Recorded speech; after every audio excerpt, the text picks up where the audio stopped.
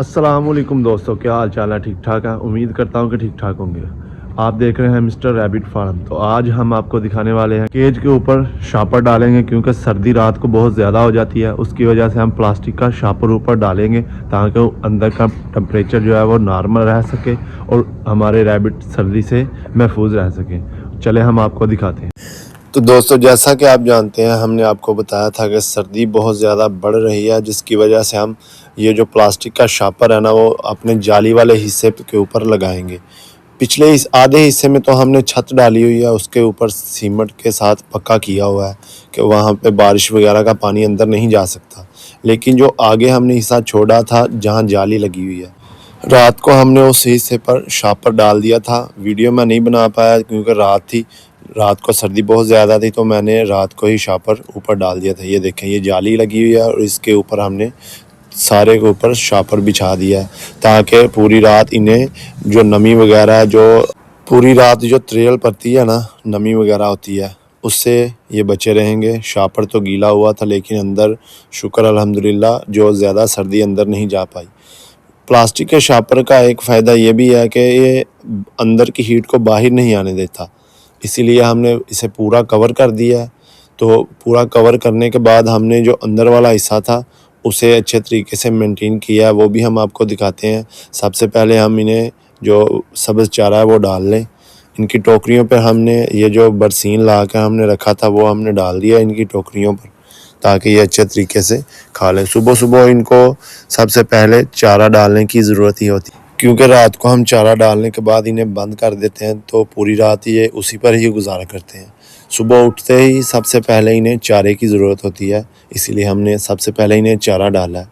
ऊपर जो जाली वाला हिस्सा था उस पर तो हमने सारे पर शापर बिछा दिया प्लास्टिक का, तो चलो शुक्र अल्हम्दुलिल्लाह वहाँ से सर्दी नहीं आएगी। लेकिन नीचे का जो निज़ाम है उस पर हमने पराली बिछा दी है। ये देखें, अंदर ब्रीडिंग एरिया है, उस पर भी टोटल हमने पराली बिछा दी है ताकि अंदर फर्श भी इन्हें ठंडा बिल्कुल ना लगे, तो उस पर भी हीट मिलती रहे। तो ये देखें दोस्तों, ऊपर जो जाली थी उस पर पहले हमने शापर तोड़े वगैरह बिछा दिए थे, बाद में नया शापर लाकर हमने उसको ऊपर बिछा दिया ताकि हीट वगैरह जो है ना बिल्कुल भी बाहर ना जा सके और बाहर की सर्दी जो है वो बिल्कुल भी अंदर ना आ सके। तो दोस्तों, ये हमने जो मेन काम था हमारा सर्दियों का, 3-4 दिन से मैं ये करने की कोशिश कर रहा था, लेकिन कुछ ऐसी मसरूफियात बीच में आ जाती थी, कुछ काम आ जाते हैं जिसकी वजह से ये काम 3-4 दिन से नहीं हो पाया था। लेकिन अल्हम्दुलिल्लाह आज हमने ये काम भी पूरा कर लिया। तो आज हम बात करने वाले हैं दोस्तों कि अगर खरगोश के बाल झड़ जाएं तो हमें क्या करना चाहिए। जैसे कि हमें बहुत दिनों से कमेंट देखने को मिल रहे थे कि हमारे एक भाई ने पूछा कि सर हम मेरे रैबिट के बाल झड़ रहे हैं, नीचे से चमड़ी नज़र आ रही है, तो मैं क्या करूं। घर के करीब कोई डॉक्टर वगैरह भी, जानवरों का डॉक्टर भी नहीं है। ऐसा ही कमेंट हमारे एक और भाई ने हमें किया कि सर हमारे रैबिट के पंजों के ऊपर से बाल जो है ना झड़ रहे हैं, जो नीचे से वाइट जो उसकी स्किन है ना वो भी झड़ना शुरू हो रही है। उसके कानों के ऊपर भी वाइट जो है ना फोड़े टाइप से बन चुके हैं। तो दोस्तों, पहले हम बात करेंगे कि ये किस वजह से हमारे रैबिट के जो बाल है ना वो झड़ते हैं और इसका हल क्या है। पहले हम इस पर बात करते हैं कि किस वजह से बाल झड़ते हैं। तो वीडियो को पूरा लाजमी देखें एंड तक, ताकि सारी बात आपको समझ आ सके। तो वीडियो को शुरू करते हैं दोस्तों। तो सबसे पहला जो मसला होता है ना वो होता है मौसम। जब हम मौसम चेंज होता है ना तो रैबिट के बाल, पुराने बाल झड़ते हैं और नए बाल जो है ना ऑटोमेटिकली नए बाल आ जाते हैं, जिससे वो रैबिट अपने मुंह से सारे बाल हल्के हल्के उखाड़ देता है, तो नए बाल जो आ जाते हैं। 6 महीने में एक बार रैबिट के जो है ना पुराने बाल झड़ जाते हैं और नए बाल दोबारा आ जाते हैं।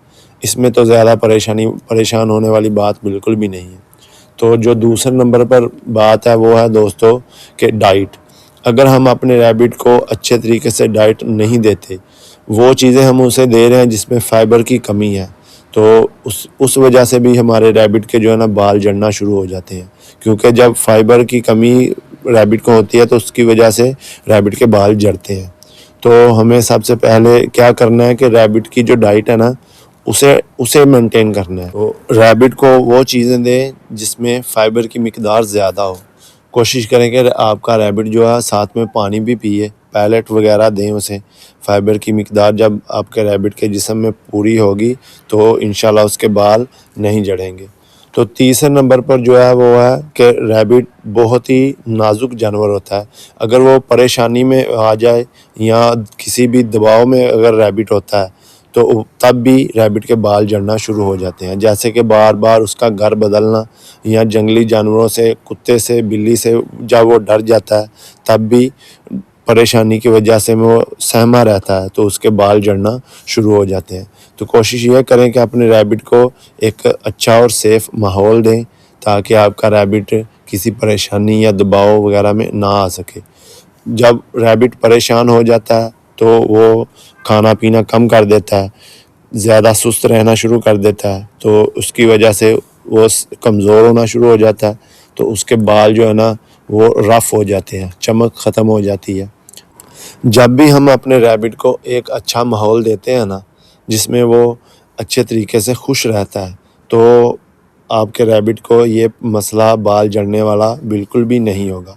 तो कोशिश करें दिन में 1 बार या 2-3 दिन बाद अपने रैबिट के बालों में कंघी वगैरह कर दें ताकि जो गिरे हुए बाल, लूज़ बाल हो गए ना, वो झड़ जाएँगे। दूसरे बाल जो हैं वो अपने मुँह से रैबिट खुद ही उतार देगा। इसका फ़ायदा ये होगा कि रैबिट के नए बाल जो है ना वो जल्दी आना शुरू हो जाएंगे।